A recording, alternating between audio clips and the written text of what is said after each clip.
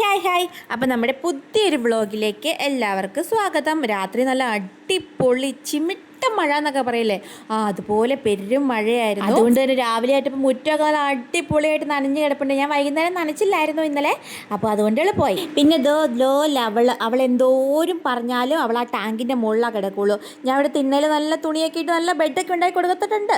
പക്ഷേ അവൾ അത് എന്ത് ചെയ്ത് അതിനകത്ത് കിടക്കത്തില്ല, ആ ടാങ്കിൻ്റെ മുകളിലാണ് കിടക്കുള്ളൂ. പിന്നെ അവൾ ഗർഭിണിയാണ്. അപ്പോൾ ഞാൻ പറഞ്ഞു, എൻ്റെ പൊന്നുമോളെ നീ മുകളിലൊന്നും കയറി കിടക്കരുത്, താഴെ വീഴുമെന്നൊക്കെ ഞാനിങ്ങനെ പറഞ്ഞു. പക്ഷേ എന്ത് ചെയ്യാം, അവൾക്ക് മനസ്സിലാവത്തില്ല. പിന്നെ ഞാൻ കയ്യോടെ തന്നെ രാവിലെ പടപടാന്ന് മുറ്റമൊക്കെ അങ്ങ് തൂത്തിട്ടു കേട്ടോ. അപ്പോൾ തിരിച്ചു വരുമ്പോഴത്തേക്കും വൃത്തിയായിട്ട് കിടക്കും എന്നാണ് എൻ്റെ വിശ്വാസം. പിന്നെ സുന്ദരിപ്പെണ്ണിനെ അഴിച്ചു വിട്ടിട്ടുണ്ട്. ഇനി വരുമ്പോൾ പട്ടി പിടിക്കുകയോ ഇല്ലയോ ദൈവത്തിന് മാത്രം അറിയാം. എന്നാലും കൂട്ടിനകത്ത് അവൾ കിടന്നിട്ടുണ്ടെങ്കിൽ അവൾ നാട്ടുകാർക്ക് സ്വൈര്യം കൊടുക്കത്തില്ല. അതുകൊണ്ട് ഞാൻ വേഗം അവളെ തന്നെ അങ്ങ് തുറന്നു. ഓട്ടം കണ്ടോ, എന്തോരം തീറ്റ കൂടിൻ്റെ അടിയിൽ അവിടെ എവിടെയൊക്കെ കിടപ്പുണ്ടെങ്കിൽ അവൾ അയൽവക്കത്ത് പോയി തിന്നില്ലെങ്കിൽ അവൾക്ക് ഒരു സമാധാനവും കിട്ടത്തില്ല. അപ്പോൾ നമ്മൾ ഇന്നലെ പറഞ്ഞതുപോലെ തൊടുപുഴയ്ക്ക് താക്കോലെടുത്തില്ല, തൊടുപുഴയ്ക്ക് പോവാണ് കേട്ടോ. കുറേ നാൾക്ക് എൻ്റെ വീട്ടിൽ പോകാൻ ഓർത്താ കുറേ നാളുകൾക്ക് ശേഷമാണ്. അപ്പം എൻ്റെ വീട്ടിലേക്കൊന്ന് പോണത്. കുറേ നാൾ തന്നെ കുറേ നാളായി പോയിട്ട്. എന്നും ചെരുപ്പ് തല തിരിച്ചിടുള്ളൂ. ചെരുപ്പ് മറ്റൊക്കെ രാവിലെ അടിച്ച് തന്നെ വൃത്തിയാക്കി നല്ല രസമുണ്ട്.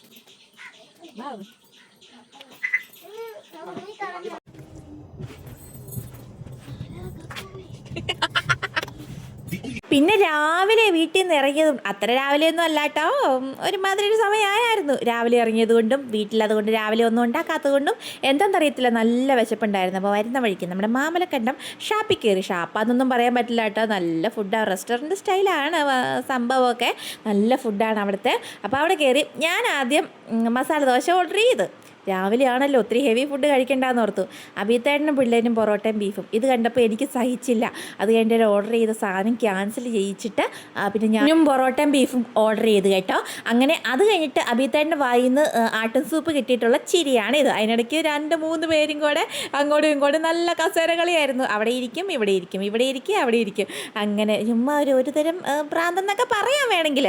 പിന്നെ ഫുഡൊക്കെ വന്നു. അങ്ങനെ പൊറോട്ടയും ബീഫും എല്ലാം വന്നു കേട്ടോ. കുഞ്ഞിന് നെയ് റോസ്റ്റ് ആയിരുന്നു ഓർഡർ ചെയ്ത്, അവൻ്റെ ഫേവറേറ്റ് നെയ് റോസ്റ്റാണ്. അപ്പോൾ ഞങ്ങൾ തിന്നണത് ഇങ്ങനെ നോക്കിക്കൊണ്ടിരിക്കുകയാണ്. പിന്നെ അബീത്തേട്ടൻ അവൻ ഇച്ചിരിയൊക്കെ വാരിക്കൊടുത്ത്. ഞങ്ങൾ ഇന്ന് പകുതി ആയപ്പോഴാണ് കേട്ടോ അവൻ്റെ നെയ് റോസ്റ്റ് വന്നത്. പിന്നെ ഞാൻ അവിടെ ആദ്യം തിന്ന് കഴിഞ്ഞു. പിന്നെ ഞാൻ അവനിരുന്ന് വാരിയൊക്കെ കൊടുത്തു. വാരിക്കൊടുത്തില്ലെങ്കിൽ ലോ ലവൻ കഴിക്കത്തേ ഇല്ല. ഞങ്ങളിപ്പോൾ എന്തിനാ തൊടുപുഴയ്ക്ക് വന്നതെന്ന് വെച്ചിട്ടുണ്ടെങ്കിൽ അബീത്തേൻ്റെ ഒരു ജോലി സംബന്ധമായിട്ടുള്ള കാര്യത്തിൻ്റെ ഫയൽ എടുക്കാൻ വേണ്ടി വന്നതാണ്. അപ്പോൾ എന്നോട് വരുന്നുണ്ടോയെന്ന് ചോദിച്ചപ്പോൾ പിന്നെ ഞാൻ വരാതിരിക്കുക. അപ്പോൾ ഞങ്ങൾ ചാടിപ്പുറപ്പെട്ടു. കറക്റ്റ് പറഞ്ഞാൽ കാരിക്കോട്ട് എത്തിയപ്പോഴത്തേക്കും അവിടുത്തെ അമ്പലത്തിൽ ഉത്സവമായിരുന്നു. അപ്പോൾ ആ വണ്ടി അങ്ങോട്ട് കടത്തി വിടില്ലാത്തതുകൊണ്ട് എന്നെ അവിടെ ഇറക്കി വിട്ടു എന്ന് പറഞ്ഞാൽ ഇത് ഞങ്ങൾ ജനിച്ച് വളർന്ന നാടാണ് കേട്ടോ.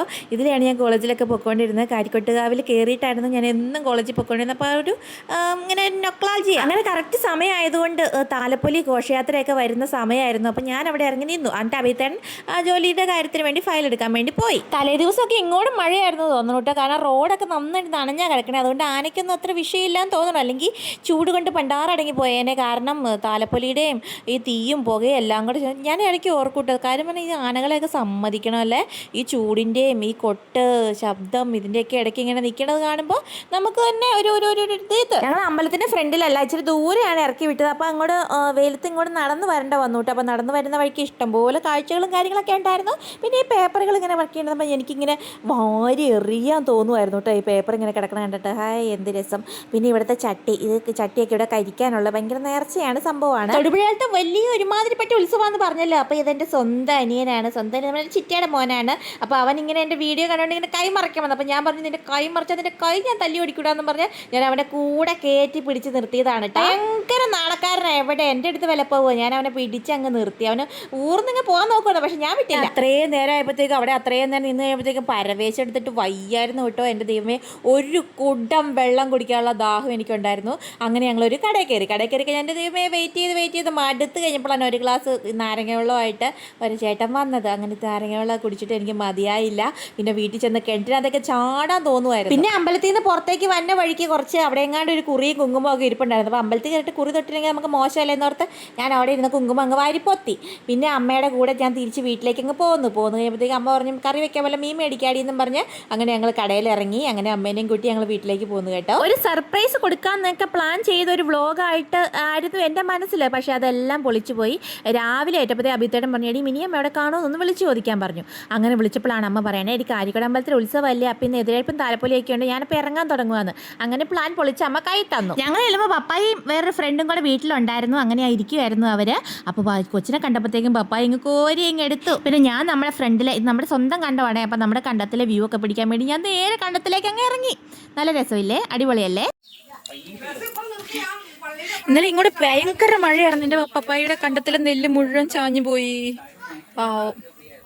കഷ്ടമായി പോയിട്ടോ. ഇനി അപ്പടി ചെളിയായി. നാളെ കൊയ്യാൻ വേണ്ടി വണ്ടി വരാനിരുന്നതാ, എല്ലാം പോയി. ഇതാണ് കർഷകരുടെ പാട്. ദൈവമേ, എൻ്റെ നെല്ല് വിളഞ്ഞു നിൽക്കുന്നുണ്ടോ ഓരോ നമ്മുടെ അരിമണികൾ.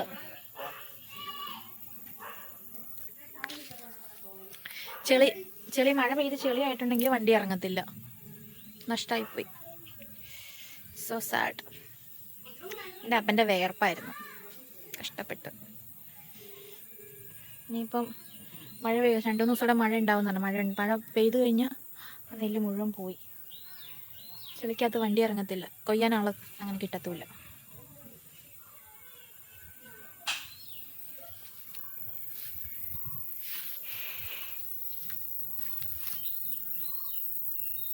നെല്ല് നല്ല മൂത്ത് പഴുത്ത്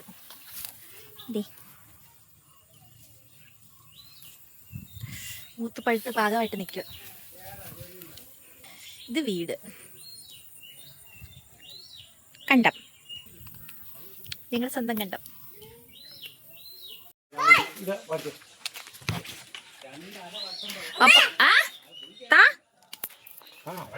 അവിടെ നിലത്തിരണ്ട.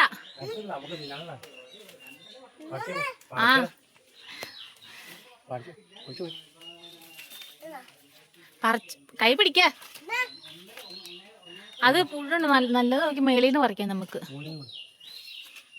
അതായത് പുഴു അപ്പേ മൊത്തം പുഴു കട്ടയിട്ടിരിക്കുക. അത് കള പൊളിച്ചിരുമ്പോ ശരിയാവൂല. പോ അത് കള.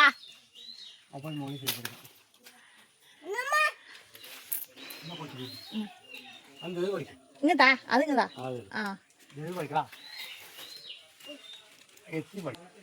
ഇവിടെ കാലിയോട്ടെ. ഇവിടെ ഈ മുകളിൽ ഈ കാല് മടക്കൂലായിരിക്കും. പിന്നെ ചെയ്യാൻ പറ്റും. ഇവിടെ കയറും പാത്രത്തിന് വഴി. നമുക്ക് മുഴുത്തോണ്ടെന്ന് പിന്നെ പറയാം. ഇറങ്ങാം. ഇറച്ചി തിന്നാനേ ഇപ്പം.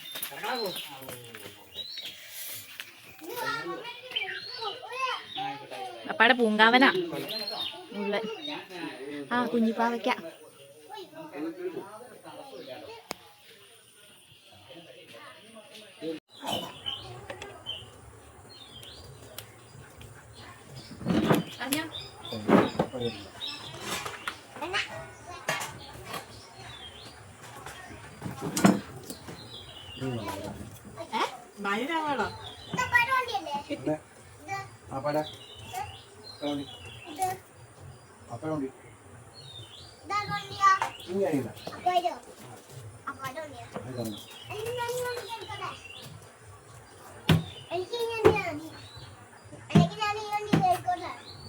ഒരിക്കലും വേണ്ട.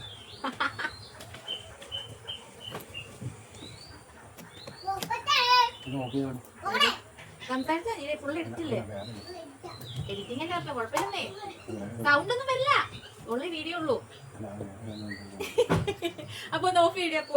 അപ്പൊ പേഴ്സണലായിട്ട് സംസാരിക്കാനാ.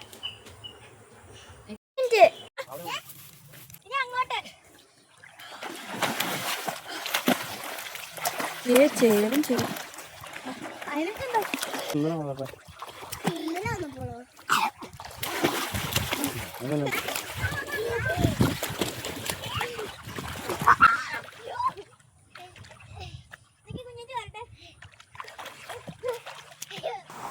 പൊക്കോട്ടെ അപ്പേ.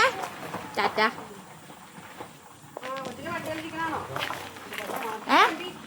ഉറങ്ങിക്കോ.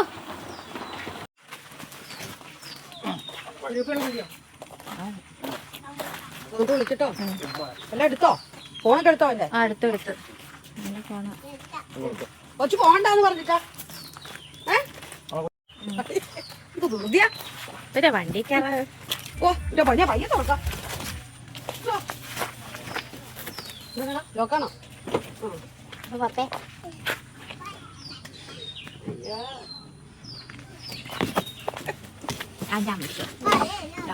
പോവാട്ടോ.